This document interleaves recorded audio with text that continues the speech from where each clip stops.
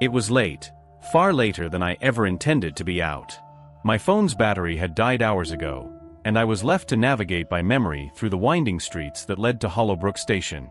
I'd never liked this part of town.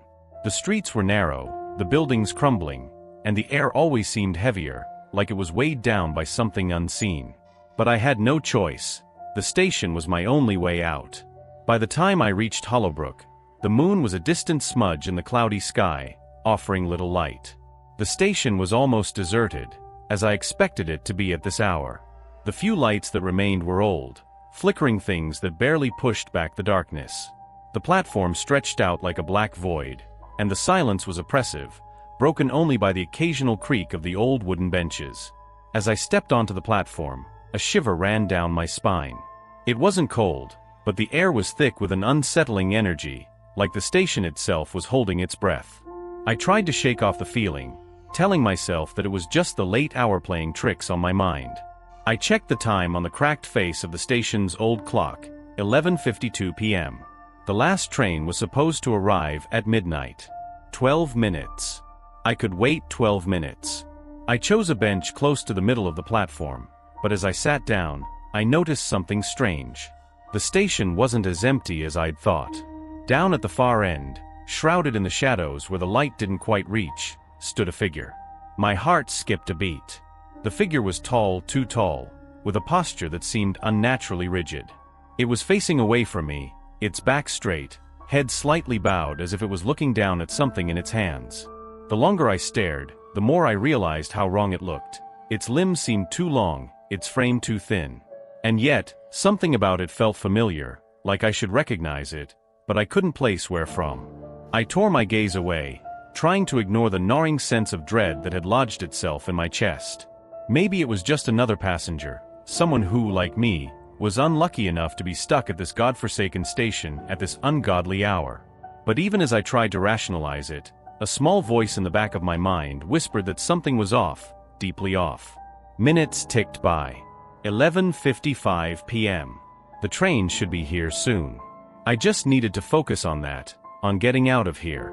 But as the seconds dragged on, the tension grew.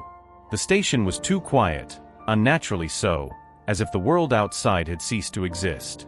Even the distant hum of the city was gone.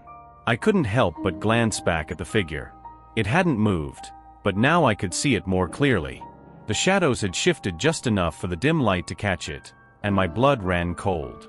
The figure wasn't holding anything. It was just standing there, its arms hanging limply at its sides. And its head wasn't bowed. It was twisted at an odd angle, almost like it had been snapped. I tried to stand, but my legs felt like they were filled with lead. Panic clawed at my throat. I needed to get away, to run, but my body wouldn't cooperate. I was rooted to the spot, my eyes locked on the grotesque figure at the end of the platform. Then, with a sudden jolt, it moved. The figure's head snapped up, and even though it was still too far away for me to make out any details, I could feel its gaze boring into me. It started to walk toward me, its movements jerky and unnatural, like a marionette being pulled by invisible strings. My heart pounded in my chest, the sound deafening in the suffocating silence. I forced myself to stand, every instinct screaming at me to run, to get away from whatever was coming toward me. But as I turned to flee, the station around me seemed to warp, the platform stretching impossibly long, the exit fading into the darkness. The figure was getting closer, its steps echoing loudly in the stillness. Each step was a discordant thud, out of sync with the rhythm of normal footsteps. It was wrong, all wrong, and I knew I had to get out before it reached me. But no matter how fast I tried to move, the exit seemed to drift further away. The air grew colder, thick with a suffocating pressure that made it hard to breathe. I glanced back, and the figure was almost upon me, close enough now that I could see the unnatural angles of its limbs, the way its head lolled to one side as if it could barely support itself. Then I heard it, whispers. Low guttural whispers that seemed to come from all around me, filling my head with a chorus of incoherent voices. They weren't speaking any language I recognized, but the tone was unmistakable. They were mocking me, reveling in my fear. I stumbled, falling to my knees as the whispers grew louder, more insistent. The figure was just feet away now, its outstretched hand reaching for me. I could see its face. No, not a face, but a void where a face should have been, a swirling mass of darkness that seemed to pull in the light around it. In a final desperate attempt, I scrambled to my feet and ran, not caring where I was going as long as it was away from that thing. My legs burned, my lungs screamed for air, but I kept running, driven by a primal fear I'd never known before. And then, just as suddenly as it had begun, it stopped. The whispers vanished, the cold pressure lifted, and I found myself standing at the entrance of the station. The lights were brighter here, the air warmer, and when I looked back, the platform was empty. No figure, no twisted shadow, just the silent, empty station. I didn't wait for the train. I ran out of Hollowbrook Station and didn't stop until I was miles away. I don't know what I saw that night, what kind of horror lurks in the shadows of that cursed station, but I've never gone back to find out. And I never will. I've been a train driver for over 20 years, and I thought I'd seen it all: drunks, vandals, even a few people trying to end it all on the tracks. It's not an easy job, but it's the kind of work that gets into your bones. You get used to the rhythm of the rails, the hum of the engine, and the long solitary nights. But nothing, not in all my years, prepared me for what happened that night at Bleakmore Station. It was a late shift, the last run of the night.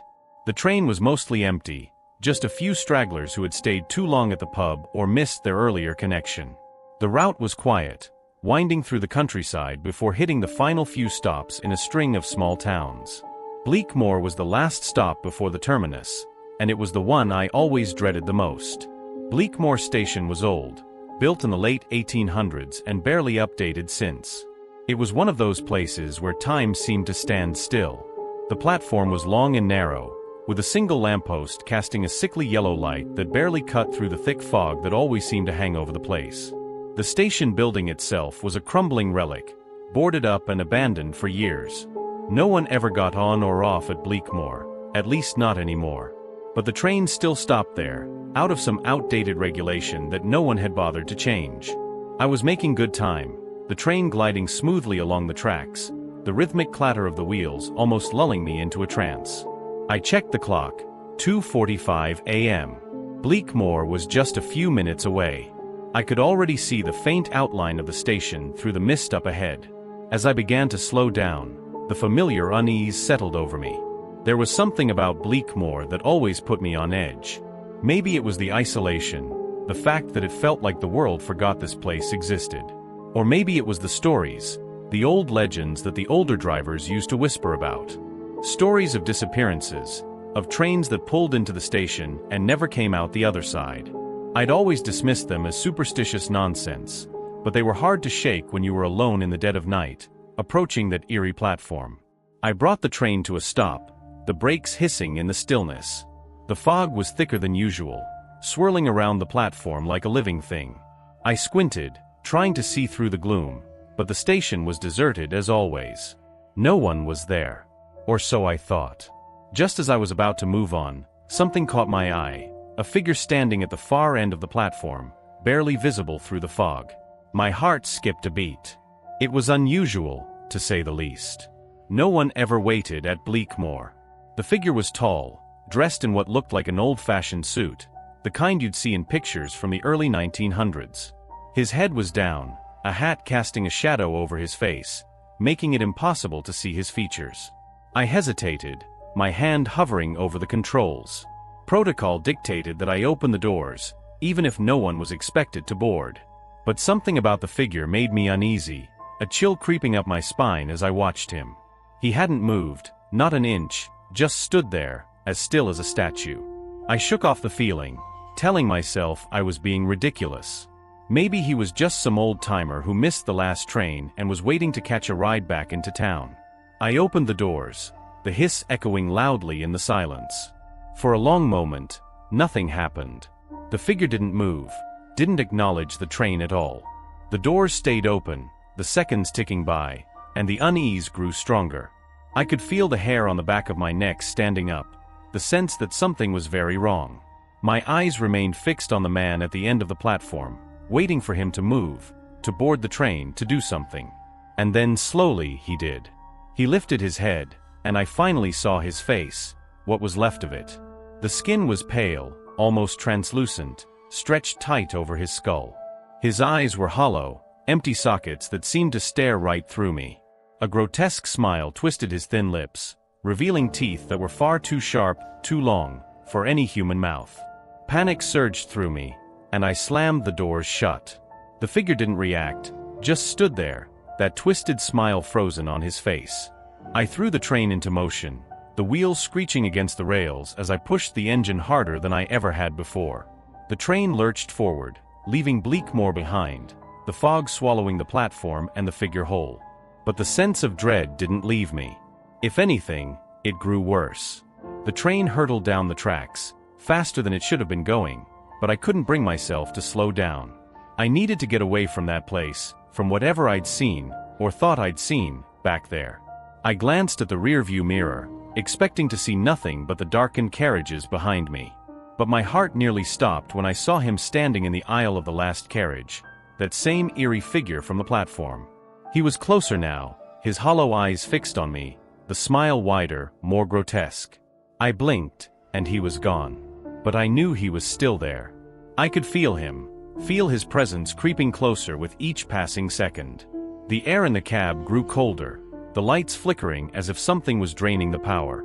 My breath came in shallow gasps, my hands trembling as I gripped the controls, trying to focus on the track ahead. The train roared through the night, the landscape outside a blur of darkness.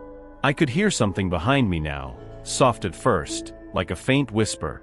But it grew louder, a low guttural voice speaking in a language I didn't understand. I didn't dare turn around. I knew what I would see if I did. I was trapped, hurtling through the night with no way to escape. The voice grew louder, closer, until it was right behind me, cold breath on the back of my neck. My knuckles turned white as I gripped the controls, the train shaking as it sped down the track. And then, just as suddenly as it started, it stopped. The train began to slow, the controls responding to my touch again. The cold lifted, the light steadied, and the oppressive presence faded. I brought the train to a halt at the terminus, my hands still shaking, my heart pounding in my chest. When I finally gathered the courage to look behind me, the carriage was empty. No figure, no sign that anyone, or anything, had ever been there. But I knew what I'd seen. I knew it was real. I reported the incident, of course, but no one believed me. They chalked it up to exhaustion, to stress, to anything but what I knew it was. A warning, a reminder that some places, like Bleakmore Station, are best left forgotten. I still drive the same route, but I never stop at Bleakmore anymore. I slow down, just enough to fulfill the requirement, but I never open the doors, never look at the platform. Because I know what's waiting there, lurking in the fog, waiting for the next driver foolish enough to let it in. And every night, as I approach Bleakmore, I can feel it watching, waiting for its chance to board the train once more. I've always found something oddly comforting about late-night train rides. The rhythmic clatter of wheels on rails, the occasional hum of the engine, and the fact that the world outside is cloaked in darkness, leaving only my reflection in the window. It's like being in a bubble, disconnected from reality, if only for a while. That night was no different, or so I thought. I'd missed my usual train and had to catch the last one out of the city. The station was eerily quiet. The only sounds were the flickering overhead lights and the distant murmur of a janitor sweeping the floor. I glanced at the old-fashioned clock hanging above the platform, 11:45 p.m. The train was due any minute. As I waited, I noticed something odd. The station seemed emptier than usual. No other passengers were waiting with me, not even the usual drunks or night shift workers. Just me, alone on the cold, concrete platform. Then I saw something. Someone stood at the far end of the platform, just on the edge of the shadows where the light didn't quite reach. A woman, dressed in a long dark coat with a scarf wrapped tightly around her neck. She seemed out of place, like she didn't belong there. Her head was tilted slightly down, and I couldn't see her face, but something about her presence made me uneasy. I tried to shake it off, telling myself that it was just late and I was tired. But as the minutes ticked by, I couldn't stop glancing in her direction. She hadn't moved at all, not an inch. It was as if she was frozen in time. Finally, the train arrived, screeching to a halt with a hiss of steam. The doors slid open, and I hurried on, eager to escape the unsettling atmosphere of the station. I found a seat near the back of the carriage, where I could see the platform through the window. That's when I noticed her again. She was still there, standing in the same spot, still as a statue. But as the train began to pull away, she lifted her head ever so slightly, and I caught a glimpse of her face. Or rather, the lack of one. Where her face should have been, there was only darkness, a void that seemed to absorb all light around it. I blinked, my heart racing, thinking it was some trick of the dim lighting or my overactive imagination. But when I opened my eyes again, she was gone. The platform was empty. I tried to calm myself down, reasoning that I was just seeing things. But no matter how hard I tried, I couldn't shake the feeling of being watched. The train carriage was empty, yet I felt a presence, like someone, or something, was there with me. As the train sped through the night, the usual sense of comfort was gone, replaced by an overwhelming dread. The windows, once a shield from the outside world, now seemed like portals to something far darker. I couldn't bring myself to look out, fearing what I might see staring back at me. The train began to slow down as we approached the next station, and I felt a strange compulsion to get off. But as I stood up, I caught a glimpse of the reflection in the window opposite me. It was her. She was sitting in the seat right behind me, her faceless head turned in my direction.